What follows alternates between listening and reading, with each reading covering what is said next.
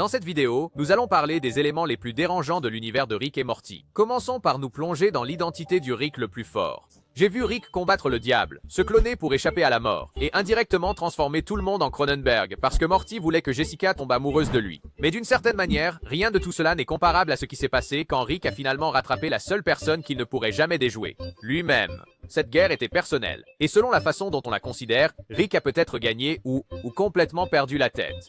Il y a bien plus ici qu'il n'y paraît. Découvrons donc la vérité. Qui est le Rick le plus fort après tout? Pour en arriver là, nous devons parler de celui qui a tout déclenché. Pendant la majeure partie de leur vie, Rick Prime a surpassé, déjoué et déjoué Rick C-3037 à presque tous les coups. Il a tué Diane et Beth.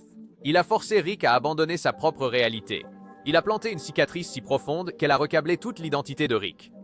Donc si le coup de grâce est venu de C-37, très bien. Mais tous les hits précédents venaient de Prime. Et cela ne serait pas arrivé sans le Morty maléfique. C'est la vérité que Rick ne dit pas à voix haute, car pendant la majeure partie de sa vie, Rick a couru après et Prime a toujours eu une longueur d'avance. Tout a commencé par un refus. Dans Rick Mirai Jack, Rick Prime offre à C-37 les secrets du voyage multiversel, et C-37 refuse. Donc Prime a fini par tuer Diane et Beth. Ce seul mouvement a fracturé la chronologie de Rick et son identité tout au long de la série. C'est la raison pour laquelle il a achevé le pistolet portail, la raison pour laquelle il massacre d'autres Ricks, et la raison pour laquelle il est devenu l'homme qu'il est. Et Prime ne s'est jamais caché pendant tout ce temps parce qu'il n'a jamais eu peur. Il s'en fiche.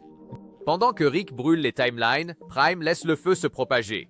Il observe depuis les abords, construit des pièges, teste des armes, perfectionne l'appareil Omega. Un interrupteur qui peut effacer quelqu'un de toutes les chronologies à la fois. Le genre de choses que l'on construit quand on n'a pas peur des conséquences. Mais au moment de l'épisode Unmortriken, Rick rattrape enfin son retard. Et ce n'était toujours pas suffisant. Prime tue lentement Mobius sans ciller.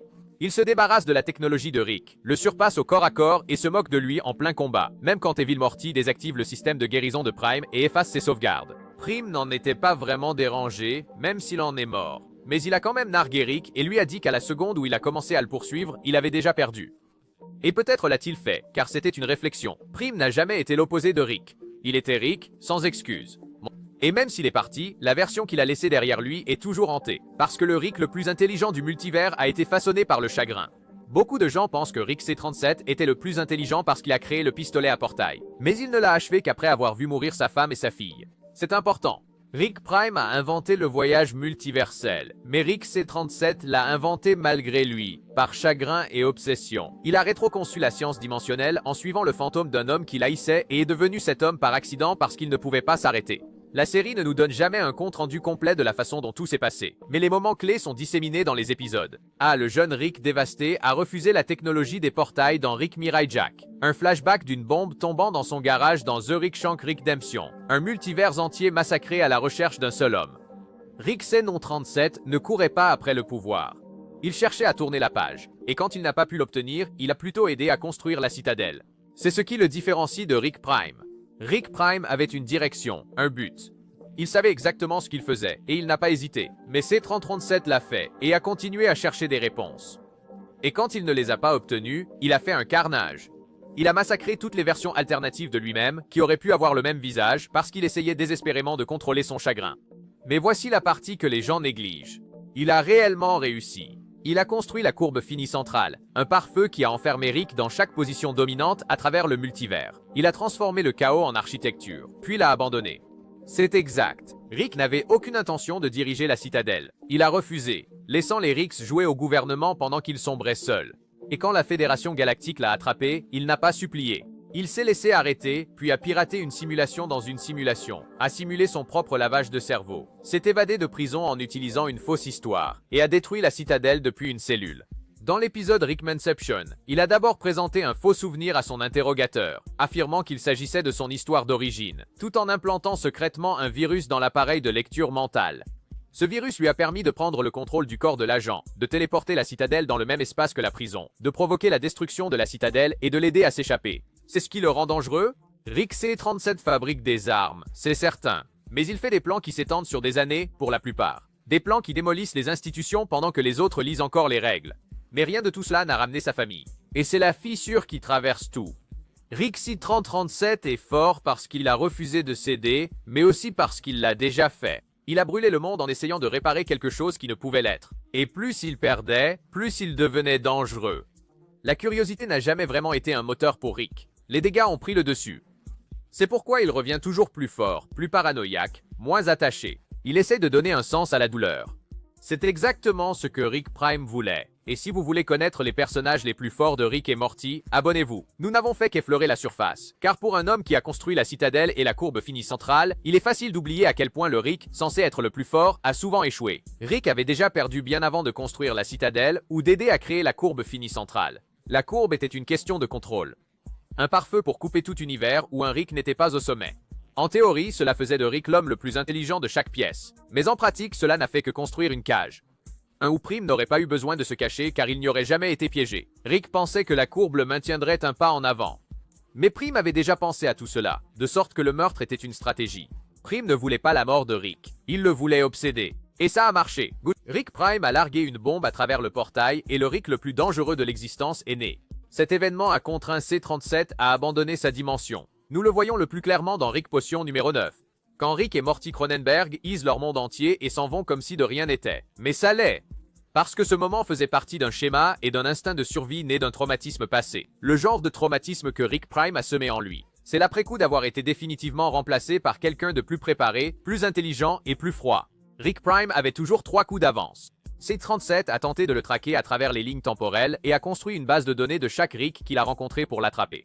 Il a développé des armes, des modifications corporelles et même des amortisseurs émotionnels pour rester concentré. Mais ça n'avait pas vraiment d'importance. Dans Rick et Morty, Rick Prime a établi les règles du jeu en faisant le premier pas, et chaque mouvement suivant est une réaction.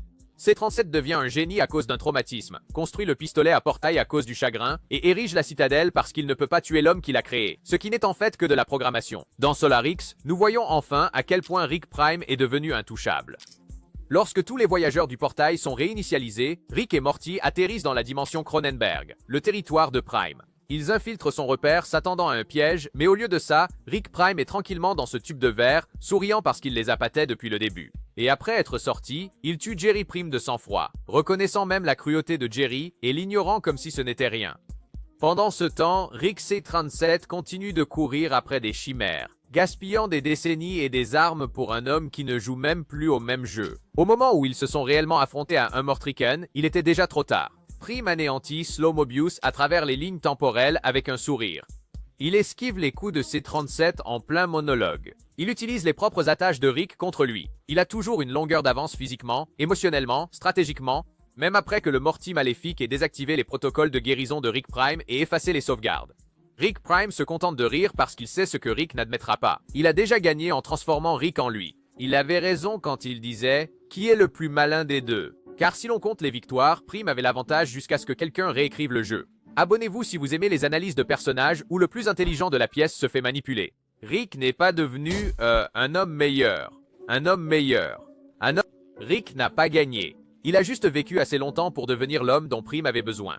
Mais la seule chose que Prime n'avait pas prévue, c'était Morty. Parce que Rick a peut-être appuyé sur la gâchette, mais il n'aurait jamais eu l'occasion de tirer sans le Morty maléfique. Appelons un chat un chat. Rick Prime n'a pas perdu face à C-30. Il a perdu face à une embuscade de 2 hommes. Et l'un de ces hommes n'était même pas de son côté. Dès l'instant où ils sont entrés dans le combat à un Mortriken, il était clair que Rick était en colère et que cela le consumait. Puisqu'il était en quête de vengeance depuis tout ce temps, Morty n'était là que pour régler un détail. Et cette différence de mentalité a précisément fait pencher la balance. C'est Evil Morty qui était préparé. Il a piraté l'appareil Omega. Il a posé la bombe neuronale. Il connaissait les dispositifs de sécurité de Rick Prime, les sauvegardes, les protocoles de guérison et la suite de régénération. Et il les a retirés du plateau un par un avec planification. La seule chose dont C-3037 était fier avant que le chagrin ne transforme son intelligence en désespoir. Quand les combats ont commencé, Rick Prime a dominé et poignardé ses...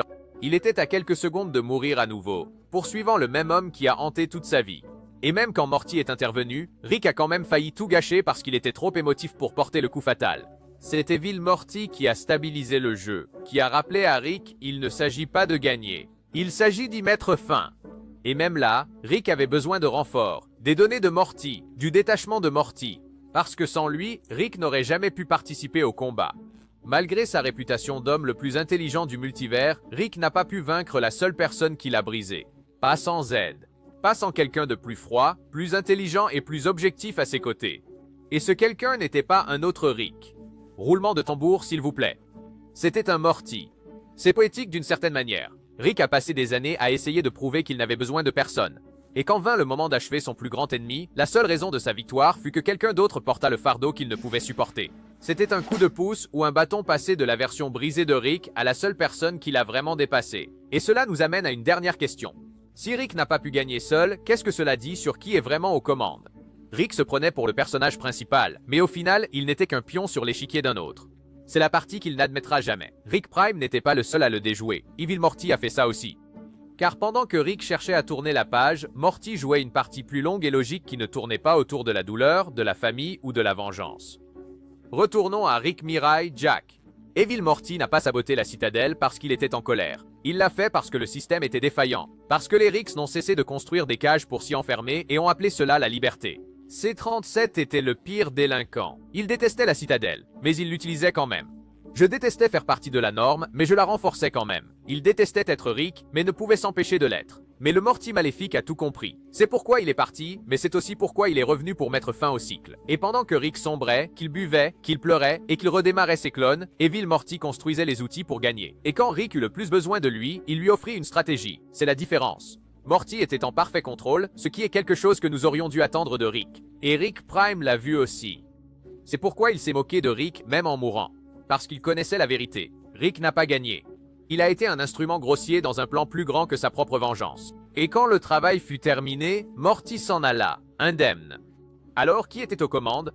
Pas Rick Prime, car il a perdu au moment où il a sous-estimé Evil Morty. Pas Rick C-37, car il a perdu au moment où il avait besoin d'aide. C'était Evil Morty, celui qui a joué sur les deux tableaux et a quitté le champ de bataille sans une égratignure.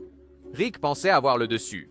Il s'est avéré qu'il n'était qu'un pion dans le plan de quelqu'un d'autre. Si vous aimez les analyses qui remettent en question le mythe du génie, abonnez-vous et restez avec nous, parce que cela soulève la question. Si Rick Prime était le plus fort et Rick C-37 le survivant, cela fait-il d'Evil Morty le vrai gagnant? Le prix de la victoire. Rick Prime est mort. Evil Morty est parti. Il ne reste donc que Rick. Après tout, les guerres, les trahisons, les clones, l'arc de vengeance de plusieurs décennies, Rick C-137 a finalement réussi. Il a battu l'homme qui a ruiné sa vie. Le Rick qui a tué Diane et Beth. Celle qui l'a transformé en monstre. Il a gagné, et ça n'a rien changé. Dans un Moret Ricken. Après le coup fatal, quand le corps de Rick Prime s'effondre, il n'y a pas de grand discours. Et Rick ne se vante même pas, ne célèbre pas et n'a pas l'air fier. Parce que, au fond de lui, il sait que ce n'était pas une vraie victoire. Il est exactement celui que Prime a dit qu'il deviendrait. Tout ce temps à chasser, toute cette douleur, toute cette haine. Ça ne l'a pas amélioré, cela l'a rendu pareil. Il a construit la courbe finie centrale pour rester au sommet. Des sécurités intégrées dans ses os, il s'est cloné jusqu'à la quasi-invincibilité. Mais rien de tout cela ne l'a empêché de perdre la seule guerre qui comptait, celui contre lui-même. Et maintenant que c'est fini, il ne sait plus qui il est. Rick Prime avait un but. Evil Morty avait une vision. Rick 637 a survécu. Mais survivre sans but est une impasse. C'est le dernier Rick encore debout, certes, mais il est debout dans un cratère. C'est le prix à payer pour gagner. On ne s'en va pas plus fort. Tu t'en vas, c'est tout.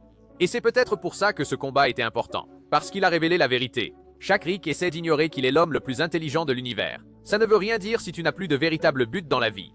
Rick Prime est parti. Mais les cicatrices qu'il a laissées sur ses 30 seront plus profondes que n'importe quelle blessure. Rick One. Mais s'il s'éloigna, vide. Parce que être le plus fort, Rick, ne signifie pas battre son ennemi. Cela signifie se survivre à soi-même. Rick Prime était-il le meilleur Rick après tout? Ou est-ce que survivre fait de ses 37 le plus fort? Passons maintenant à toutes les fois où Rick Sanchez a été déjoué. De la perte de contrôle, d'un simple point de sauvegarde à l'humiliation par un train, ce sont les moments où l'homme le plus intelligent de l'univers a été joué, manipulé et laissé en déroute. À partir du moment où Morty a eu le contrôle total de la chronologie, tout a commencé avec une stupide cuve d'acide, Rick. Rick a passé un épisode entier à essayer de prouver que son idée de faux plan d'évasion par suicide à l'acide était géniale, et que Morty manquait de clairvoyance pour le comprendre. Mais quand Morty l'a interpellé, Rick a fait ce que Rick faisait toujours et a construit quelque chose de fou, juste pour gagner une dispute futile. Entrer l'appareil, point de sauvegarde. Une télécommande qui pourrait réinitialiser la vie de Morty à un moment sauvegardé comme dans un jeu vidéo. Un clic et Morty pouvait tout refaire. C'était censé être une leçon de morale, un piège ou une farce mesquine, mais Morty s'en est emparé et s'est enfui. Pour la première fois, Morty avait le contrôle total. Il a voyagé, est tombé amoureux, a vécu une romance silencieuse entière. Et quand tout s'est effondré dans un accident d'avion, il a juste appuyé sur le bouton de réinitialisation encore et encore. Le gamin n'a pas seulement abusé de la technologie, il l'a maîtrisée. Rick avait donné le mode Dieu à Morty et pensait qu'il ne saurait pas l'utiliser. Mais alors que Rick ne regardait même pas, Morty a vécu toute une vie incognito. Et Rick ne l'a compris qu'après que la série de réinitialisation temporelle de Morty ait conduit à une rupture complète du continuum espace-temps. Des avions se sont écrasés, des inconnus sont morts, des flics se sont fait vaporiser, et Rick a dû nettoyer tout ça. Et quand Morty l'a supplié d'annuler tout ça, Rick l'a fait en révélant que chaque réinitialisation ne réinitialisait pas le temps. Il vient de créer un nouveau mort et a tué l'ancien. Ce qui signifie que Morty avait fait des centaines, voire des milliers de victimes. Mais le plus gros échec, c'est que Rick a construit l'appareil pour donner une leçon à Morty. Et Morty a toujours le dessus moral. Tout l'épisode a commencé avec Rick essayant de gagner une dispute. Cela s'est terminé avec Morty prouvant qu'il était le meilleur. Rick devait l'admettre. Et si laisser Morty pirater le mode Dieu ne suffisait pas, attendez de voir ce qui s'est passé quand Rick a essayé de prédire comment Morty allait mourir. Rick tendit à Morty un cristal de mort, un outil qui montrait toutes les morts, chronologies et issues possibles. Toutes les ramifications dépendent de votre prochain mouvement. Rick s'attendait à ce que Morty l'utilise une ou deux fois, peut-être avoir peur, peut-être apprendre quelque chose. Mais Morty est devenu obsédé. Au lieu de cela, il a trouvé une chronologie où il est mort dans les bras de Jessica et a décidé que c'était la bonne. Chacun de ses gestes était filtré par le prisme de se rapprocher de cet unique avenir. Il a cessé de vivre et a commencé à courir après les délais. Et Rick, pour une fois, ne s'en rendit compte que bien trop tard. Au moment où Rick a réalisé ce qui se passait, Morty était devenu un vrai méchant d'anime. Il a esquivé des balles, manipulé des équipes d'intervention militaire et libéré Wasp Rick d'une autre dimension. Tout ça pour rester sur la voie d'une mort romantique qui n'était même pas réelle. Et quand Rick a essayé de l'arrêter, il a été empalé plusieurs fois par un adolescent. Morty a complètement fait dérailler la réalité et détruit le système de clonage de secours de Rick, le forçant à réapparaître dans des dimensions fascistes les unes après les autres juste pour survivre. C'est dire à quel point cette spirale était profonde. Rick est mort encore et encore, essayant de rattraper son propre protégé. Au final, Rick a tout arrangé. Mais pas avant que Morty ne transforme un outil pédagogique de science-fiction en une véritable apocalypse. Rick devait admettre qu'on pouvait construire la technologie, écrire le code, faire les calculs, mais qu'on ne pouvait pas déjouer l'obsession. Après avoir vu Morty détruire la réalité au nom de l'amour, on pourrait penser que Rick aurait appris à ne plus donner de pouvoir illimité aux membres de sa famille. Mais il ne l'a pas fait, parce que la fois suivante où il a donné un bac à sable à quelqu'un, ils l'ont utilisé pour enterrer un corps. Beth a transformé Fruppyland en scène de crime. Rick pensait être un bon père. C'est comme ça que ça a commencé. Beth était une enfant dangereuse et émotionnellement instable. Et au lieu d'une thérapie, Rick lui a construit une dimension de poche appelée Fruppyland. Un monde au bord doux, maculé d'arc-en-ciel, où Beth pourrait jouer sans jamais blesser personne. Un endroit où elle pourrait être exactement comme lui. Un peu dérangée, mais en contrôle. Sauf qu'elle n'avait pas le contrôle. Des années plus tard, quand une amie d'enfance disparut et fut présumée morte, Beth laissa échapper que Fruppyland pourrait être impliqué. Et c'est là que Rick réalisa qu'elle avait utilisé la zone de sécurité qu'il avait construite pour se débarrasser de quelqu'un. Fruppyland était censé être incassable. Rick l'a programmé de sorte que les créatures ne puissent pas être tuées, que le terrain ne puisse pas être modifié et que Beth ne puisse pas être blessée. Mais Beth n'avait pas besoin de tuer quoi que ce soit. Elle devait juste piéger son ami à l'intérieur. Définitivement. Il s'est avéré que pendant que Rick était occupé à donner à sa fille des outils pour jouer à Dieu, elle a découvert comment les utiliser comme tels. Elle a laissé quelqu'un là-dedans pendant des décennies. Rick lui a donné la prison parfaite, et Beth l'a remplie sans scier. Il pensait avoir créé un sanctuaire, mais elle en a fait une scène de crime. Et Rick n'était même pas en colère, il était fier. Si Beth transformant un parc en scène de crime n'était pas un signal d'alarme, la prochaine décision de Rick était de l'ordre de la provocation. Si Morty et Beth le dépassent déjà à ce stade, n'hésitez pas à vous abonner, car les pires défaites de Rick sont encore à venir. Parce qu'en commençant à se cloner pour sa sécurité, il a oublié que chaque version de lui était aussi paranoïaque et égoïste que lui. Pour éviter d'être assassiné, Rick a créé des familles leurs qui étaient essentiellement des doublures robotiques qui ressemblaient, parlaient et pensaient exactement comme les vrais Smiths. Le plan était que, si quelqu'un venait les chercher, les leurs mouraient à leur place sans risque, jusqu'à ce que les leurs commencent à construire d'autres leurs un par un. Chaque Rick commença à soupçonner que les autres n'étaient pas le vrai Rick, et puisque chaque leur était programmé pour être le plus intelligent de la pièce. Mais la seule conclusion logique était que tous les autres leurs devaient être des menaces. Cela a déclenché une boucle infinie de Rick et Morty se déclarant la guerre. À travers la campagne, Clone Summer a combattu Clone Jerry avec des armures médiévales et des fourches. Un leur a construit une version en bois de la famille juste pour tromper d'autres leurs, qui l'ont immédiatement incendié. À un moment donné, deux fausses bêtes se sont disputées pour savoir laquelle était le clone le plus cool avant de se tirer une balle dans la tête. À la fin, il y avait tellement de versions des Smiths qu'il était facile de perdre le fil de qui avait commencé. Mais le fait est que Rick a essayé de se protéger avec des versions de lui-même et elles ont toutes implosé. Parce que s'il y avait une chose à laquelle Rick Sanchez ne pouvait pas survivre, c'était plus de Rick Sanchez. On pourrait croire qu'après s'être fait avoir par ses propres leurs, Rick aurait cessé d'essayer de refaire les gens à son image. Mais ensuite, il a tenté de reconstruire quelqu'un de fond en comble. Après que Bird Person ait été abattu et transformé en cyborg décérébré par la Fédération Galactique, Rick a fait quelque chose de rare et a réellement essayé de sauver son ami. Il a réparé le corps de Bird Person et est entré dans son subconscient pour le ramener à la vie. Mais au fond de ce labyrinthe mental, Rick a tenté quelque chose de pire que de réparer. Il a essayé de le contrôler. Il a implanté des souvenirs, ajusté des chronologies et même inséré une version plus jeune de lui-même dans l'esprit de Bird Person pour l'aider à le convaincre de se réveiller. Rick ne faisait pas que gérer le traumatisme de son ami. Il le réécrivait, le façonnant en une version où Bird Person serait reconnaissant.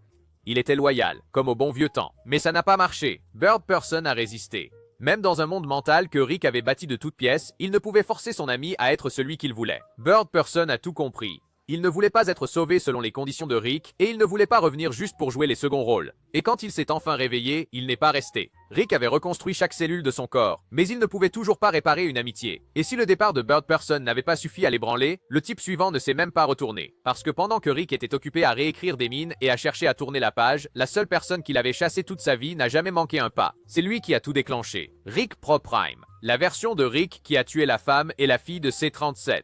Celle qu'il a brisée. Celui qui l'a poussé à construire le pistolet portail, le multivers. Travel, tout le complexe divin de la science. Toute l'identité de C-37 était la vengeance. Chaque arme qu'il a construite, chaque planète qu'il a visitée, chaque Rick qu'il a déjoué, tout cela n'avait qu'un seul but, attraper un homme. Mais dans Solarix, nous avons finalement vu comment cette chasse s'est terminée. Ou pas. Rick Prime ne se cachait pas. Il n'avait même pas peur. Il était juste là, imperturbable, intouchable. Chaque fois que Rick C-37 s'approchait, Prime s'échappait sans effort. Et le pire, c'est en partie parce qu'il s'en fichait. Rick Prime a considéré toute l'histoire de vengeance de C-37 comme une perte de temps. Une intrigue secondaire émotionnelle qui ne méritait même pas son attention. Et c'est ce qui a brisé Rick. Non pas qu'il ait perdu, mais que le gars qu'il poursuivait ne jouait même pas. Rick a bâti une identité autour de la vengeance, tandis que Rick Prime ne se souvenait même pas de son nom. Il ne pouvait pas déjouer ses clones ni réparer l'homme-oiseau. Et maintenant, le Rick sur lequel il a juré de se venger ne se soucie même pas que vous soyez arrivé jusqu'ici. Tu es clairement fait pour le chaos. Restez dans les parages. Alors que Rick Prime le déjouait à travers le multivers, la personne suivante à l'abattre n'a même pas eu besoin de la science. Elle a utilisé quelque chose de bien plus dangereux, une invitation de mariage. Tammy n'était qu'une amie de lycée de Summer, la jolie fille naïve qui est tombée amoureuse d'un homme oiseau. Mais quand elle a invité la famille Smith à son mariage, Rick a dit oui. Cela seul aurait dû être le signal d'alarme. Rick ne faisait pas de mariage. Il s'occupait à peine de sa famille. Mais il a fait le voyage, porté le costume, porté un toast. Parce qu'au fond, il aimait Bird Person. Peut-être même qu'il lui a manqué. Et pendant une seconde, Rick s'est laissé faire partie de quelque chose de normal, ce qui fut une grave erreur. Juste après les vœux, Tammy a révélé qu'elle était un agent infiltré de la Fédération Galactique et a tiré sur l'homme-oiseau. .BL a pris d'assaut la cérémonie avec des soldats et a démasqué Rick devant tout le monde. C'était un massacre, et Rick est tombé dedans. Cette fois, il n'a pas été dupé par un clone ou un leurre. Il a été sorti par une adolescente munie d'un presse-papier et de codes d'accès. Pendant que Rick s'amusait comme un fou, Tammy tendait son piège. L'homme le plus intelligent de l'univers s'est fait prendre par sentimentalisme. Et pour une fois, il n'y avait pas de gadget dans sa poche qui puisse arranger ça. Après s'être fait prendre au dépourvu à un mariage, on pourrait penser que Rick aurait cessé de baisser sa garde avec les gens qu'il prétendait aimer. Mais vint ensuite le moment où il tenta de réparer sa fille en la transformant en expérience scientifique. Rick ne s'occupait pas de l'éducation. Alors quand Beth a commencé à remettre en question son identité, et si elle devait quitter la Terre, Rick a trouvé la solution de la cloner. Efface sa mémoire de qui était qui et laisse le destin décider. Une Beth partirait et deviendrait une rebelle de l'espace. L'autre resterait à la maison avec la famille. Dans son esprit, c'était ça, la croissance. Mais quand la vérité a éclaté et que les deux bêtes ont compris ce que Rick a fait, elles ne l'ont pas remercié ni fait de câlin, car elles étaient furieuses. Ce que Rick a vraiment fait n'était pas par amour. C'était pour qu'il puisse fuir ses responsabilités. Il ne voulait pas affronter les conséquences d'être un très mauvais père. Il a donc externalisé la tâche au clonage et au déni plausible. Et ça a eu l'effet inverse plus que tout. Aucune des deux bêtes ne voulait jouer son jeu. Space Beth reprochait d'avoir été conçue pour la liberté. Beth, la femme au foyer, en voulait d'être laissée pour compte. Et tous deux virent clair dans les mécanismes de défense habituels de Rick. Au final, ils se sont associés pour le quitter et avancer sans avoir besoin de son approbation. Rick pensait avoir percé le secret en clonant sa fille. Mais les deux bêtes sont parties. Et nous n'avons pas encore atteint le pire. Laissez un commentaire si vous avez deviné ce qui occupe la première place. Après avoir perdu les deux versions de Beth, on pourrait penser que Rick, il a finalement appris à ne plus jouer à Dieu. Mais vint ensuite l'échec et mat ultime de la seule personne que Rick a sous-estimé toute sa vie. Rick pensait que la citadelle était un endroit sûr. Un endroit construit par des Ricks, géré par des Ricks, alimenté par un stock illimité de mortis jetables. Il a appelé ça une structure. Et Vil Morty a compris ce que c'était vraiment. Une prison multiverselle conçue pour protéger l'ego d'un seul homme. Et il a décidé de tout réduire en cendres. Dès le moment où Evil Morty a fait semblant d'être un pion lobotomisé, Rick riposte, il avait 10 coups d'avance. Il a piégé Rick C-37 pour meurtre, s'est éclipsé, puis a refait surface dans la confusion du Rick Lantus en tant que militant pour les droits des Morty. Rick ne l'a même pas remarqué, trop occupé à ne pas être impressionné. Au moment où Rick Mariajak est arrivé, Evil Morty était président avec le contrôle total des systèmes de la citadelle. Et c'est là que la masse s'est détachée. Il a révélé la vérité. Et la courbe finit centrale, un pare-feu multiversel qui filtra les réalités où Rick n'était pas l'homme le plus intelligent du monde. Rick n'a pas seulement créé la citadelle, il a truqué le cosmos entier. Le coup final d'Evil Morty a été de détruire la courbe et de partir. Parce que la pire insulte pour un Rick était un Morty qui n'avait plus besoin de lui. Rick pensait jouer aux échecs en 4D. Mais il s'est avéré qu'Evil Morty avait déjà retourné l'échiquier. Il s'est échappé du multivers que Rick a construit. Mais quelqu'un d'autre est allé plus loin. Car si Evil Morty a enfreint les règles, le prochain adversaire les a écrites. Et Rick n'a jamais réalisé qu'il n'était qu'un autre artifice scénaristique. Au début, cela ressemblait à une autre aventure aléatoire de Rick et Morty. Un voyage en train chaotique rempli de batailles ridicules, de retours de mémoire et d'un non-sens narratif. Mais à mi-chemin, ils ont réalisé qu'ils n'étaient pas dans un train, mais en fait à l'intérieur d'un dispositif narratif. Le train des histoires était un moteur narratif littéralement conçu pour simuler des aventures infinies de Rick et Morty, monétiser leurs arcs et insuffler du sens à un chaos dénué de signification. Et Rick, le gars qui se moquait de la continuité et brisait le quatrième mur, s'est fait avoir. Il a tout essayé, tué Jésus, vaincu des dieux, changé de genre, réécrit des arcs narratifs de personnages, et même transformé le métacommentaire en arme. Mais ce n'était pas suffisant. Le fil narratif se pliait à chaque instant pour s'adapter à une structure en 3 actes. Rick y a survécu de justesse et n'a réussi à s'échapper qu'en le piégeant pour qu'il s'écrase avec une publicité maladroite sur l'achat de la version jouet. Et même cela faisait partie de l'histoire. Apparemment après le générique, lorsque le train de l'histoire s'est avéré être un produit de consommation littérale en vente dans un magasin de jouets. Rick n'était pas l'auteur. Il n'était même pas le protagoniste. Il était une marchandise, une propriété intellectuelle figée dans une boucle moralisatrice. L'homme le plus intelligent de l'univers n'a pas seulement perdu le combat, il a perdu face au scénariste. Certaines de ces pertes étaient tactiques, d'autres cosmiques. Mais chacun d'eux ébranlait le mythe du génie intouchable de Rick. Parce que, malgré tous ses plans de secours technologiques et son ego, Rick Sanchez peut encore se faire surclasser. Maintenant, plongeons dans le destin de chaque personnage éphémère de Rick et Morty. D'un stagiaire brillant piégé dans un adolescent mutant à un héros de guerre de Noël. En passant par un film que Rick a littéralement réécrit par dépit. Voici ce qui est arrivé à chaque Rick et Morty d'une seule fois. Personnage qui a compté pour un épisode et n'a plus jamais compté. En commençant par Annie. Morty a trouvé l'amour dans un cadavre géant et n'en a plus jamais parlé. Annie était une stagiaire dans un stand de churros, travaillant à l'intérieur du corps en décomposition d'un sans-abri nommé Ruben. Elle faisait partie du Docteur. L'équipe de Xenon Bloom entretient le parc d'organes de Rick, une expérience de parc à thème qui présentait une souche mortelle de gonorrhée et les pirates du pancréas. Pour une raison quelconque, Morty est tombé amoureux dès qu'il l'a rencontrée. Elle était intelligente, courageuse et réellement compétente. Et même après que Poncho l'ait accusé d'avoir 12 ans, Morty a tenu à préciser qu'il en avait 14. Ce qui a commencé comme un désastre a étonnamment tourné à l'avantage de Morty. Quand la gonorrhée a attaqué, il s'est souvenu que les intestins étaient pleins de gaz et a suggéré d'allumer une allumette pour les faire exploser. En haut, Annie l'a remarqué. Mais ce qui a tout changé, c'est quand Poncho a essayé de faire passer la peste bubonique en contrebande. Morty l'a interpellé, et Poncho a réagi en attrapant Annie et en lui mettant un couteau sous la gorge. Alors Morty lui a sauté dessus, en voyant Poncho dégringoler dans une mare d'acide gastrique. C'est à ce moment qu'Annie est passée de l'indifférence à l'engouement total pour lui en quelques minutes. Les deux s'embrassèrent juste avant d'être éjectés de la poitrine de Ruben, gravité de la cabine. Mais dès qu'ils sont rentrés au garage de Rick, Morty a perdu sa chance de perdre sa virginité. Annie a dit à Rick qu'elle était qualifiée pour reconstruire un parc anatomique plus sûr, et Rick l'a rétréci pour un nouveau projet. Morty était horrifié, et Rick lui a dit qu'il avait eu de la chance. Et c'est tout. Annie était un amour potentiel, quelqu'un pour qui Morty a risqué sa vie, et elle n'a jamais été revue. Pour une fille qui a survécu à l'intérieur d'un cadavre, elle méritait plus d'un épisode.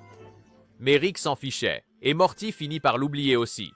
Et si Morty a oublié Annie aussi vite, attendez de voir ce qui est arrivé à la toute première personne qui l'a tué. Frank Palicki. Il a sorti un couteau sur Morty. Rick l'a congelé, Summer a perdu sa chance d'être avec lui, et la série n'est jamais revenue en arrière. Frank Palicki était l'intimidateur de Morty au lycée et la toute première personne à mourir dans Rick et Morty. Dans l'épisode pilote, Frank accule Morty dans le couloir, sort un cran d'arrêt et l'accuse de l'avoir traité de pauvre. C'est une confrontation à sens unique et Morty semble terrifié jusqu'à ce que Rick s'approche nonchalamment, fiche Frank et traîne Morty comme si de rien n'était. Summer entre quelques instants plus tard et flirte avec Frank, ignorant complètement qu'il est figé et que son corps tombe. Son corps entier se brise à l'impact et Frank Palicki éclate en 1000 morceaux dans le couloir de l'école sans que personne ne s'arrête pour le réaliser. La prochaine fois que nous le voyons, ou du moins son souvenir, c'est avec Summer et ses camarades de classe dans le couloir de l'école, lors d'une petite commémoration. Alors que Jerry et Beth regardent beaucoup, la série lui donne une scène de chagrin, puis l'efface de l'existence. Frank n'est plus jamais mentionné. La mort de Frank dans l'épisode pilote est fondamentalement la façon dont la série traite les personnages secondaires. Rick et Morty a établi dès la première minute que la vie est insignifiante, que les actions n'ont pas de conséquences et que la mort n'est qu'une blague de plus. Frank Palaki fut la première victime de l'indifférence de Rick et le premier exemple de la construction impitoyable de cet univers. Si le premier cadavre ne signifiait rien, attendez de voir ce qui est arrivé à Jerry qui dirigeait le multivers. Boss Jerry. Il avait une barbe, une veste en cuir et un empire interdimensionnel. Mais il a encore une course. Comme tous les autres personnages secondaires de la série, Boss Jerry n'était pas juste un autre loser complexé coincé chez Jerry Bor. C'était un survivant. L'émission laissait entendre que sa famille était partie à l'aventure et n'était jamais revenue. Il a donc construit quelque chose en leur absence et a transformé la résidence des Smith en une gare centrale. Un point de ralliement pour les autres Jerry abandonnés voyageant à travers le multivers. Il les a organisés, les a armés, les a fait payer pour utiliser les routes portails qu'il contrôlait. Et il a fait la seule chose que le Jerry de la ligne temporelle principale ne pourra probablement jamais faire, asservir un Rick toxicomane et le forcer à obéir à ses ordres. Ce Jerry ne s'excuse pas non plus. Peut-être parce qu'il porte une veste en cuir stylé. Lorsque Mooch Jerry et notre Jerry familier de la dimension 526 tentent de rentrer chez eux, Boss Jerry les met tous les deux sur liste noire parce que Jerry n'agit pas cool et menace le boss des boss. Alors une course-poursuite s'engage. Les Jerry gardes portant des bandanas traversent les tunnels du portail. Pour une fois, Jerry était le méchant. Et ça a un peu marché, mais pas vraiment. Dans l'acte final, Boss Jerry tente de tuer les autres lors d'une évasion à travers un sac portail en toile de jute. Mais Jerry le morveux coupe la corde, faisant s'effondrer le portail et précipitant Boss Jerry dans le vide entre les dimensions, tombant dans ce qui semblait être le néant, et toute la série oublie son existence. Boss Jerry était dangereux, il était efficace. Il était le plus proche qu'aucun Jerry n'ait jamais été du vrai pouvoir. Et l'émission l'a effacé en quelques secondes, parce que dans cet univers, même le Jerry le plus compétent reste une blague. Si vous aimez les personnages qui apparaissent une seule fois, et qui, d'une manière ou d'une autre, bouleversent la série, abonnez-vous. Nous ne faisons que commencer. Parce que si un Jerry assoiffé de pouvoir peut tomber dans l'oubli, attendez de voir ce qui est arrivé à la seule femme pour laquelle Morty était littéralement parfait. Jacqueline. C'était la petite amie parfaite. Réussie, solidaire, splendide. Et elle n'existait que parce que Morty était allé en thérapie. Jacqueline n'était pas une hallucination, elle était réelle. Mais la version de Morty qu'elle aimait n'était pas là. Dans Repos et relaxation, Morty se fait aspirer toute sa négativité dans un spa alien, laissant derrière lui une version pure de lui-même, confiante, honnête, motivée et polie. Désintoxication. Morty devient tout ce qu'il a toujours voulu être. Et avec cette énergie, il déménage à New York, obtient un emploi très bien rémunéré dans la finance, achète un appartement de luxe et commence à fréquenter une rousse collectrice de fonds pour la biotechnologie, nommée Jacqueline. Elle parle d'annuler des événements importants juste pour passer plus de temps avec lui. Elle l'appelle son âme sœur. Et Morty. Cette version de Morty la traite comme la chose la plus importante au monde. Mais bien sûr, ça ne dure pas. Rick retrouve Morty, lui injecte sa négativité, et le vrai Morty revient, qui est maladroit, peu sûr de lui et désordonné. Le genre de gamin qui ne supporte pas le bonheur plus de 5 minutes. Il rompt avec Jacqueline sur le champ parce que, eh bien, c'est ça le vrai Morty. Mais Jacqueline le prend étonnamment bien. Elle garde l'appartement et le remercie d'avoir été honnête, puis on n'entend plus jamais parler d'elle. Même lorsque Morty repense à ses amours perdus plus tard dans la saison, il l'oublie complètement. Le spectacle construit une romance parfaite, lui accorde environ 40 secondes de temps d'écran et l'efface juste comme ça. Si vous pensez que Morty aurait dû rester dans cet appartement, abonnez-vous avant que Rick ne ruine aussi votre vie amoureuse. Morty ne trouvera peut-être jamais le grand amour, mais au moins il n'est pas le type qui n'a jamais eu de chance de se racheter auparavant. L'univers lui a littéralement chié dessus. Maître Pipi. Il est mort en plaisantant, on s'est souvenu de lui comme d'un héros, puis il a été oublié de tous, y compris de la série. Peacemaster a été présenté comme l'un des nombreux méchants de bas niveau qui en veulent à Rich Rick. Il était présenté comme un super vilain de bas étage dans une combinaison alimentée à l'urine qui harcelait Summer à table et défiait Rick en duel. Mais au lieu que Rick réponde, Jerry est intervenu et l'a battu devant tout le monde. La prochaine fois que quelqu'un vérifiera Peacemaster, il sera mort. Et cette blague pipi devient soudainement l'un des moments les plus sombres de la série. Rick découvre le corps et, dans un rare moment de culpabilité, il enfile le costume et prend l'identité de Peacemaster, le rachetant en sauvant des vies, en arrêtant des crimes et en bâtissant un faux héritage de héros. Un homme mort dans la honte était désormais commémoré comme un martyr. Tout le monde gobe l'histoire jusqu'à ce que tout le monde découvre que c'était Rick dans le costume de Peace. Et puis il révèle la vérité à Morty. C'est là que tout commence à se gâter. Jerry réalise que son besoin de faire ses preuves a poussé un homme au suicide. Et toute cette intrigue est abandonnée. Personne ne reparle de Peacemaster. C'est ça, la méthode Rick et Morty. Peacemaster voulait qu'on se souvienne de lui, mais il a été oublié dès que le générique a commencé. Et si mourir fait de vous une blague, attendez de rencontrer l'éco-guerrier qui a réduit une mine en cendres. Planetina.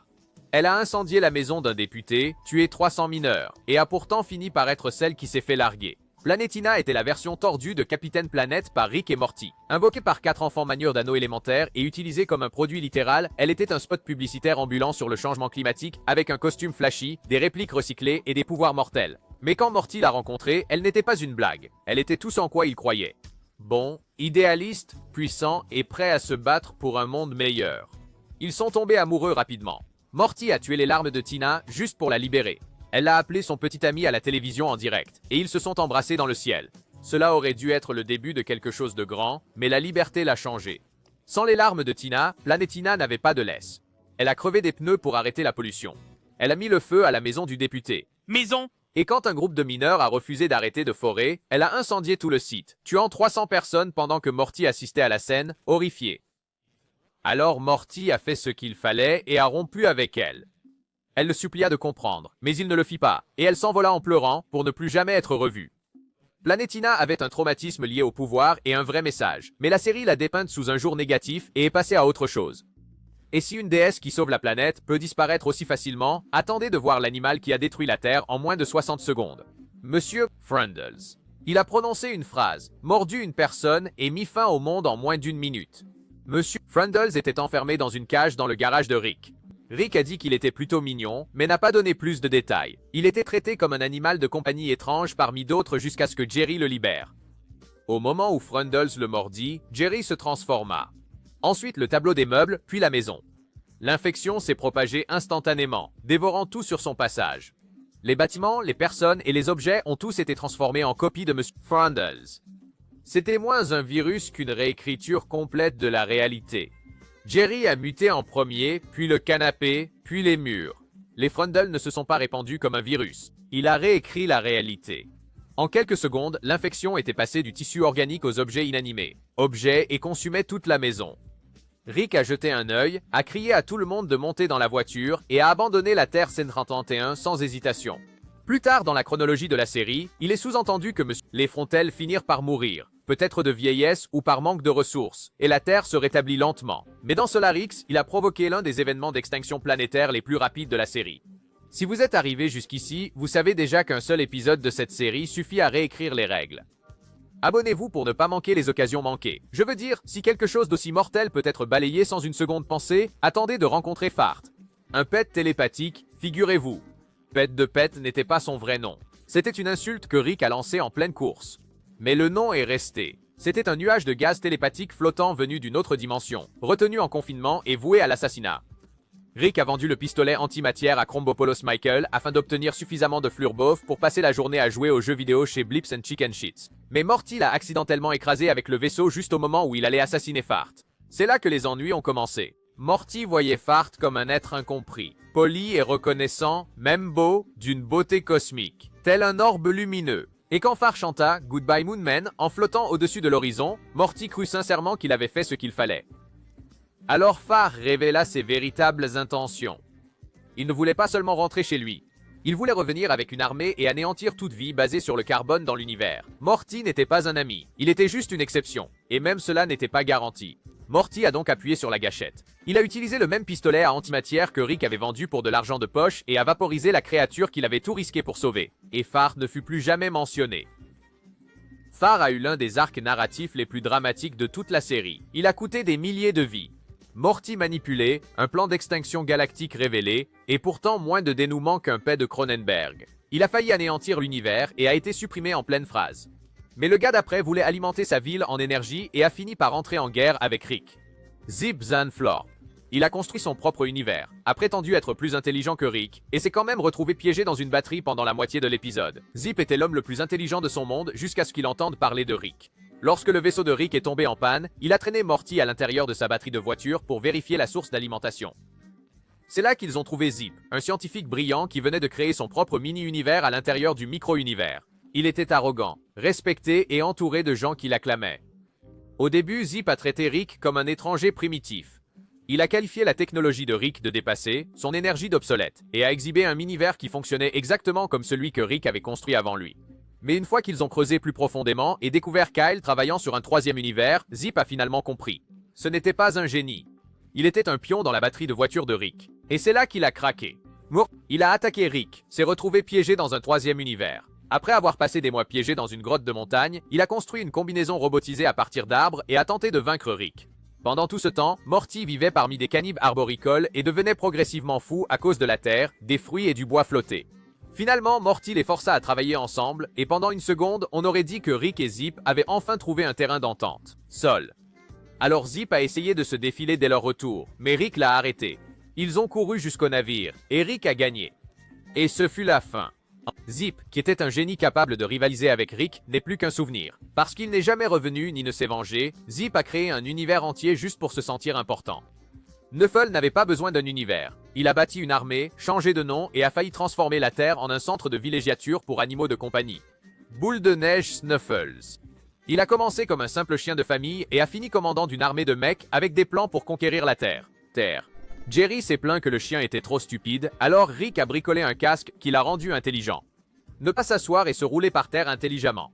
Lisez des livres, fabriquer des armes, lancer une rébellion. Intelligent. Il n'a pas fallu longtemps à Snuffles pour améliorer sa voix, construire un traducteur et annoncer à la famille son nouveau nom, Snowball, car sa fourrure est jolie et blanche. Puis il a commencé à construire d'abord une armure robotisée, puis une armée de robots. Puis un soulèvement. Il a traversé le quartier, a pris le contrôle de la ville et a commencé à poser des questions sur l'esclavage, la cruauté et pourquoi les humains ont toujours pensé qu'ils étaient aux commandes. Morty a essayé de l'arrêter, mais il a échoué. Rick a essayé aussi, et a fini par droguer Morty dans une dernière tentative de culpabiliser le chien pour qu'il recule. Ça a presque marché. Dans une vision, Snowball a vu Morty mourir dans un lit d'hôpital, branché à des fils, murmurant « Je t'aime toi », tandis que ses organes cessaient de fonctionner. Et c'était tout.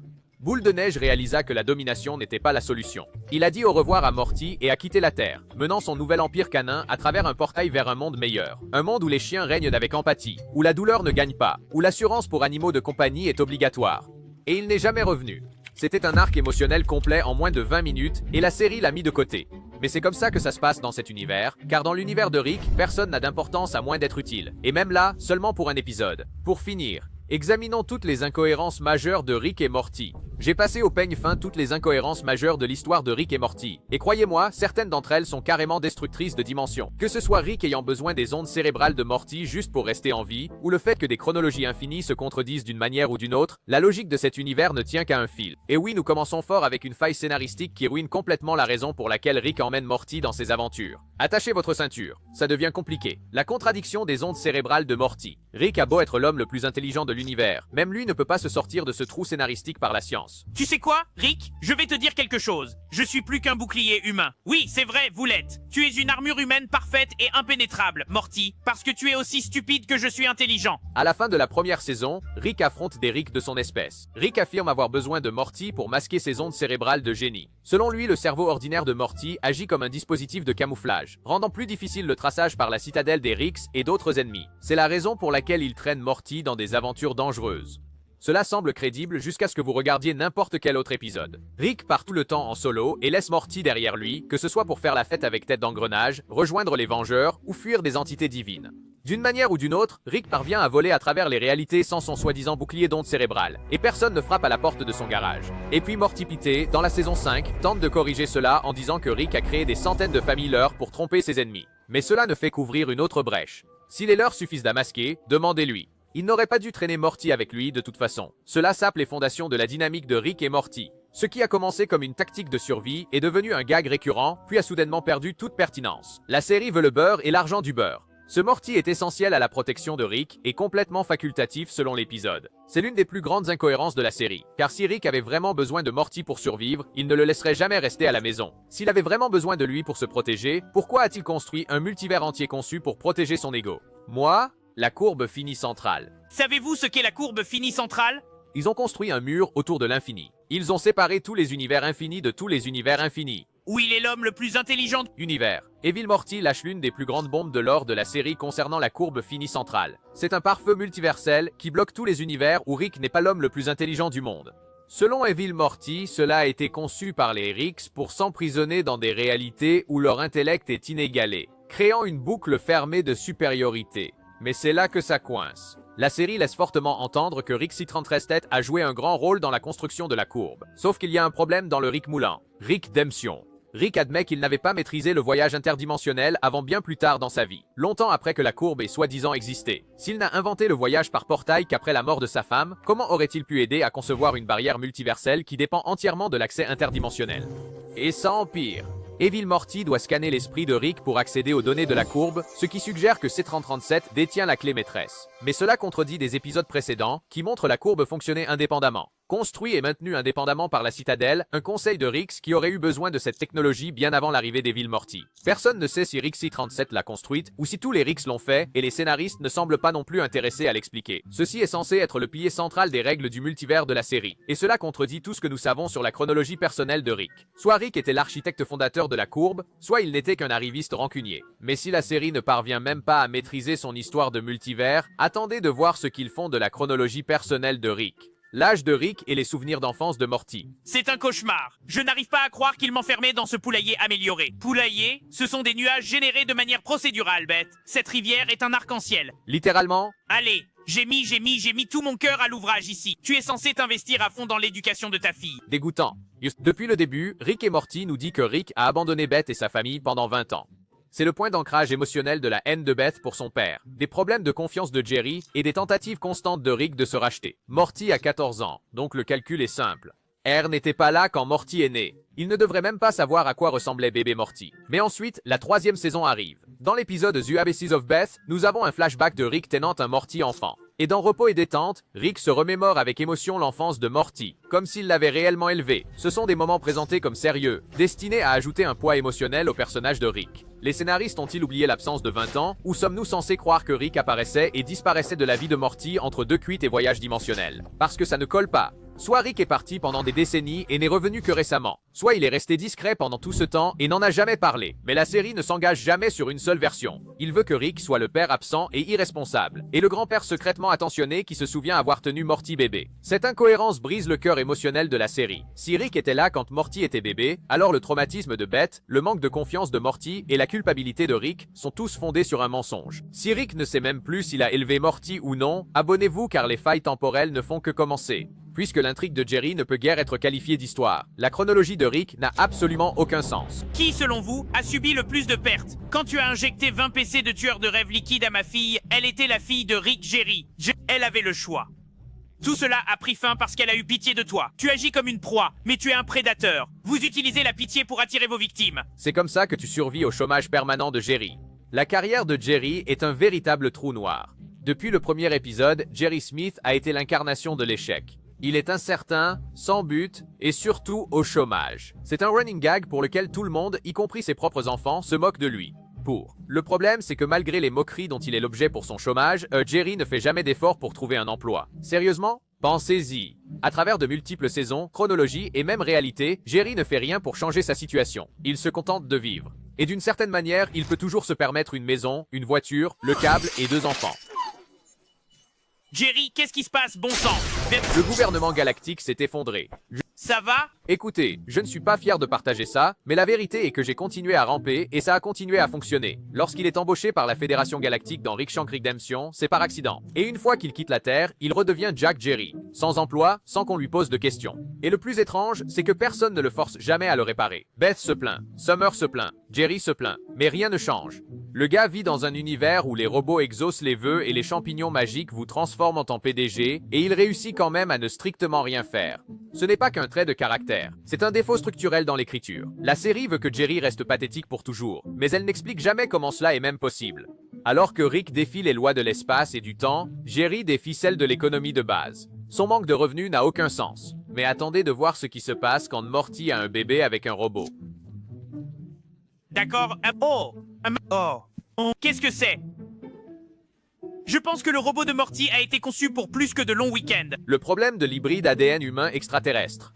Rick pourrait réécrire la physique, mais même lui ne peut expliquer comment Morty a mis une robot enceinte. Dans Élevé Gazorpazorp, Morty a un moment avec un robot sexuel extraterrestre. Et d'une manière ou d'une autre, 9 mois compressés en 9 secondes plus tard, Morty Junior apparaît. Un hybride mi-humain, mi-gazorpien. Le spectacle le considère comme l'une des gaffes habituelles de Morty, mais il y a un problème bien plus important ici. C'est biologiquement impossible. Nous parlons de reproduction interespèce entre une adolescente humaine et une machine extraterrestre qui n'a même pas de partie organique. Au mieux, c'est un incubateur synthétique. Au pire, c'est un distributeur automatique glorifié. Dans tous les cas, il n'y a aucune explication plausible sur la façon dont un organisme viable avec de l'ADN humain et extraterrestre pourrait sortir de ce monde réel. La biologie nous apprend que les humains ne peuvent même pas se reproduire avec les chimpanzés, alors que nous partageons 98% de notre ADN avec eux. Mais Morty bat en quelque sorte l'évolution. Et la série ne traite pas cela comme une blague ponctuelle non plus. C'est pour toi, papa. Oh là là. D'accord, écoute-moi, Morty Junior. Je dois te dire quelque chose de très important, d'accord? Tuer, c'est mal. Mauvais, mais... Tu es bête, papa. Les épisodes ultérieurs traitent Morty Junior comme un vrai personnage avec un développement et un traumatisme authentique. Tout est basé sur la prémisse que la reproduction interespèce et intermécanique est tout à fait normale dans l'univers de Rick et Morty. La série tord la science tout le temps, c'est sûr, mais là, elle la brise en deux et la donne à manger à un gazorpien. Si la biologie n'a pas d'importance dans cet univers, le temps non plus, apparemment, car la prochaine contradiction est si énorme qu'elle aurait dû résoudre tous les épisodes avant même qu'ils ne commencent. Manipulation du temps. De tous les outils que Rick ait jamais utilisés, celui dont il oublie complètement l'existence est peut-être le plus puissant. Manipulation du temps. Tais-toi, Morty. La dernière fois que tu as ressenti quelque chose, on a tous failli mourir, petite merde. Dans un Rickel de temps, Rick fige le temps pendant des mois, réparant la maison, organisant des raves, et même jouant avec le temps comme si c'était un jeu vidéo. Il répare littéralement leur monde entier sans que personne ne s'en aperçoive. Cette scène prouve qu'il a la capacité de mettre en pause, de rembobiner et de contrôler le temps avec une précision extrême. Et puis il ne l'utilise plus jamais. Sérieusement ? La Fédération Galactique envahit la Terre et il n'a pas arrêté le temps. Pas plus qu'il n'avait de plan de secours quand Evil Morty a pris le contrôle de la citadelle. Summer a été piégé dans une boucle spatio-temporelle en effondrement. Toujours rien. C'est comme si Rick oubliait qu'il peut plier le temps chaque fois que les enjeux sont trop élevés. Ou pire, les scénaristes espèrent qu'on a oublié. Le spectacle tente de justifier cela en disant que le temps est instable ou trop dangereux. Mais cela ne tient pas. Si Rick était assez intelligent pour réparer le temps après l'avoir fracturé à travers de multiples réalités, il est assez intelligent pour l'utiliser en toute sécurité. Et même si c'est risqué, tout le personnage de Rick est basé sur le fait de faire des choses scientifiques imprudentes juste parce qu'il le peut. C'est une occasion manquée et une prédiction en pleine contradiction. Le spectacle introduit une technologie de pointe, prouve qu'elle fonctionne, puis l'ignore à jamais. La manipulation du temps aurait pu résoudre une douzaine de conflits majeurs, des guerres intergalactiques au simple malentendu. Au lieu de ça, Rick laisse des planètes entières brûler, alors qu'il a un bouton d'arrêt du temps dans sa poche arrière. Si Rick peut figer le temps pendant des mois et oublier de l'utiliser, attendez qu'il commence à traiter le pistolet à portail comme un jouet. Une simple pression sur un bouton pourrait tout arranger. Cependant, Rick est trop occupé à oublier le fonctionnement de sa propre technologie de portail. La technologie du pistolet portail et le voyage dans le temps sont les pouvoirs les plus ignorés de Rick. Le pistolet portail est celui qu'il utilise le plus. Utilisé dès le tout premier épisode, le pistolet portail définit Rick et Morty. C'est la raison pour laquelle les voyages interdimensionnels sont possibles. La raison d'être de la citadelle est la base de presque tous les arcs narratifs majeurs. Mais le problème, c'est que les règles de son fonctionnement changent tous les 2 épisodes. Dans l'épisode pilote, Rick dit spécifiquement que le pistolet a besoin de fluide de portail quand il est à court de jus. Dans les épisodes suivants, il a soudainement besoin d'être rechargé. Parfois, il se brise à force d'être trop utilisé, et parfois il en construit simplement un nouveau, en pleine conversation. Dans le Ricklantis Mix-Up, Rick le traite comme un appareil fragile. Et à la 6e saison, il le lance à travers les pièces comme une télécommande. Pire encore, le final de la saison 5 détruit tous les pistolets portail existants pour établir un nouveau statu quo. Mais à la 6e saison, ils sont soudainement de retour sans explication claire. C'est traité comme un détail mineur que la technologie la plus puissante de l'univers fonctionne à nouveau soudainement, sortie de nulle part. Cette incohérence simplifie les choses. Si le pistolet portail peut tout faire et se casser quand les scénaristes le veulent, alors il devient un artifice scénaristique au lieu d'un outil. Il n'y a pas de limite. C'est juste une question de commodité. Et pour une série qui se targue d'être de la science-fiction intelligente, c'est la solution la plus paresseuse de toutes. Pourtant, le pistolet portail qui défie les lois de la physique n'est rien comparé à une garderie qui connecte tous les univers. Jerry Burry, vous avez créé une garderie pour mon père? Vous plaisantez? J'aurais aimé avoir cette idée. Le paradoxe temporel de Jerry Bohr. Si le pistolet portail tord la logique, Jerry Bory la réduit en poussière. Dans Morty Night Run, Rick dépose Jerry dans une garderie interdimensionnelle, une aire de jeu spécialement conçue pour garder tous les Jerry de tous les univers. Situé sur un astéroïde transtemporel, ce lieu existe en dehors de l'espace-temps normal et fonctionne comme un carrefour pour une infinité de réalités. Laissez mijoter. C'est un bâtiment qui relie toutes les chronologies, toutes les dimensions et toutes les versions d'un homme très ordinaire. Alors pourquoi tout le monde ne se bat pas pour ça? Ce devrait être l'endroit le plus précieux du multivers. La Fédération Galactique, Evil Morty, même le Conseil des Rix. N'importe lequel d'entre eux tuerait pour avoir accès à un endroit qui peut les relier à toutes les réalités connues. C'est l'outil de surveillance ultime. Route de contrebande ou arme politique. Au lieu de ça, les seules personnes qui l'utilisent sont des Rix qui essaient de se débarrasser de Jerry le temps d'un week-end.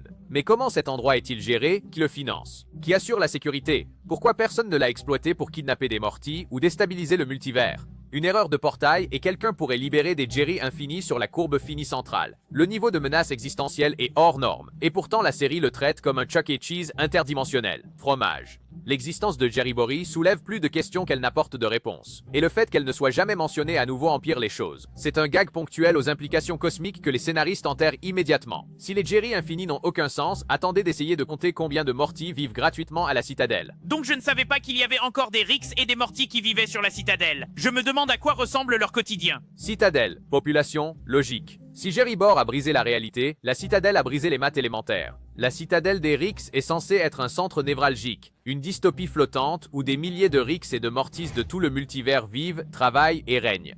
Elle est présentée comme un mal nécessaire, un endroit où les variants de Rick peuvent coexister tout en gardant les Mortys sous contrôle. Mais une fois que l'on commence à réfléchir à son fonctionnement réel, cela devient déroutant. Tout d'abord, parlons de Mortis. Selon la Rick Chaptation, Mortis n'existe que parce que Rick a abandonné des baisses à travers d'infinies lignes temporelles. Alors comment tant de Mortis se retrouvent-ils à la Citadelle? Certains sont étudiants, d'autres policiers, d'autres encore gèrent des entreprises. Les Mortis sont censés avoir 14 ans, mais ici ils organisent des élections et possèdent des biens immobiliers. Alors qu'est-il arrivé à leur famille?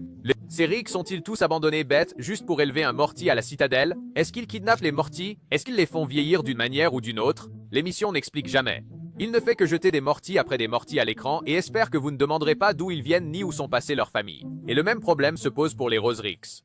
Si la Citadelle abrite tous ces Ricks qui inventent des choses, qui voyagent dans le multivers, pourquoi certains Ricks ont-ils des Morty et d'autres non? Il y a des flics, des concierges, des ouvriers d'usine, tous des Ricks, tous étrangement à l'aise de faire partie d'une bureaucratie dirigée par des Ricks, ce qui contredit complètement le trait de caractère principal de Rick, un anarchiste nihiliste qui ne fait confiance à personne, surtout pas à lui-même. La Citadelle a été construite pour étoffer l'univers, mais elle finit par contredire tout ce que la série dit sur les origines de Rick et Morty. C'est une ville faite de paradoxes. Morty se présente aux élections et Rick nettoie les toilettes. Si ce n'est pas le summum du non-sens multiversel, laissez un commentaire. Quel moment de Citadelle vous a le plus sidéré la première fois? Rick et Morty ont inventé leur propre version de la science. Alors pourquoi ne pas y ajouter de la vraie magie tant qu'on y est? Papy Rick, j'aime travailler ici. Vous travaillez pour le diable. Et alors? Et alors? La contradiction entre le diable et la magie. Rick a une règle. La science est réelle et tout le reste n'est que sottise. Il se moque de la religion, démolit la spiritualité et rappelle constamment à tous que l'univers est chaos, non destin. C'est le type qui dissèque des dieux, fabrique des technologies de congélation du temps dans un garage et se moque de tout ce qu'il ne peut pas mesurer. Alors pourquoi affronte-t-il le diable en personne dans l'épisode Rick at This Way Comes? Rick s'engage dans une guerre mesquine avec Monsieur Needful, un être surnaturel à part entière qui tient un magasin d'antiquités maudits. L'épisode ne remet même pas en question la réalité de cette magie. En fait, Rick reconnaît l'existence des malédictions, puis ouvre son propre magasin de contre-malédictions juste pour embêter le gars. Il ne démonte pas la magie. Il respecte ses règles et gagne encore plus. Ce n'est pas comme si la série présentait cela comme une métaphore ou une illusion. Cela confirme directement que ces objets sont maudits. Et que le diable est en fait le diable. Ce qui est un énorme problème, car les épisodes suivants insistent à nouveau sur le fait que la magie n'existe pas et que tout n'est que science déguisée. On ne peut pas avoir un Rick matérialiste militant et quelqu'un qui se bat tranquillement avec des créatures infernales. Cette blague isolée brise complètement le personnage de Rick. Toute la personnalité de Rick, celle d'un nihiliste hyper rationnel qui ne croit qu'en la science, s'effondre s'il pense que la magie est suffisamment réelle pour s'y opposer. Les malédictions sont réelles. Satan tient un magasin en première ligne, et d'une manière ou d'une autre, l'infini parvient encore à briser l'intrigue plus durement. Le paradoxe des dimensions infinies. Celui-ci est une bombe à retardement philosophique. Dès le début, Rick et Monsieur Morty est construit sur un grand concept de dimension infinie. Il existe une infinité de Ricks, une infinité de Mortys et une infinité de réalités dans lesquelles chaque issue possible se produit. Chaque décision que vous prenez crée une nouvelle réalité et chaque version de vous existe quelque part. Rick le dit, Morty le vit et le pistolet à portail en dépend. Ça a l'air cool jusqu'à ce que tu comprennes ce que ça signifie vraiment. Cela signifie que si tout se passe quelque part, alors rien n'a d'importance. Chaque choix, qu'il s'agisse de tuer une famille ou de sauver une planète, a déjà été fait à un moment donné. Il existe une version de Rick qui est un bon père, une version où Jerry est président et une version dans laquelle Rick rencontre des Rick de son espèce, où ils sont tous des chaises. Le libre arbitre n'existe pas, seulement la probabilité ceci. Rick cela, Morty. Pourquoi même prétendre que leur choix compte quand des versions infinies couvrent déjà tous les résultats? La série mise beaucoup sur le développement des personnages et le drame, puis fait volte-face en affirmant que rien de tout cela n'a d'importance, car il y a toujours un autre Rick, un autre Morty et une autre ligne temporelle. Ça tue un peu le suspense. C'est un choc narratif, car 2 épisodes plus tard, ils abandonnent leur dimension comme une vieille paire de chaussures. Mais si rien n'a d'importance parce que tout s'est passé quelque part, quelqu'un aurait dû remarquer les corps dans le jardin. Le trou de l'intrigue de la tombe de Cronenberg. Bon Morty, nous y voilà. Oh mon Dieu, Rick, c'est nous? Nous sommes morts. Qu'est-ce qui se passe, Rick? Je panique. De toutes les choses que la famille Smith oublie commodément, celle-ci est peut-être la plus folle. Dans Rick Potion numéro 9, Rick et Morty ont accidentellement transformé leur planète entière en monstre de Cronenberg déformé. La solution consistait à passer à une dimension voisine où cette version de Rick et Morty venait de mourir et à les remplacer comme si de rien n'était. Morty voulait que Jessica l'apprécie, et Rick en a fait une expérience scientifique. Un sérum d'amour raté a provoqué un effondrement génétique en cascade. La race humaine a muté en monstre de Cronenberg tremblant et liquéfié, et la Terre était irrécupérable. La solution de Rick n'était pas de le réparer, c'était pour s'en débarrasser. Il ouvrit un portail vers une autre dimension où tout était encore normal. Sauf que dans celui-là, Rick et Morty venaient de mourir. Morty regarda le corps de son double se tordre sur le sol, puis aida à l'enterrer dans le jardin. Sans explication à Beth, ni intention de se confesser, il a simplement traîné 2 cadavres dehors et a pelleté de la terre jusqu'à ce que le problème disparaisse. Ce fut le moment où tout a basculé. Sauf que non.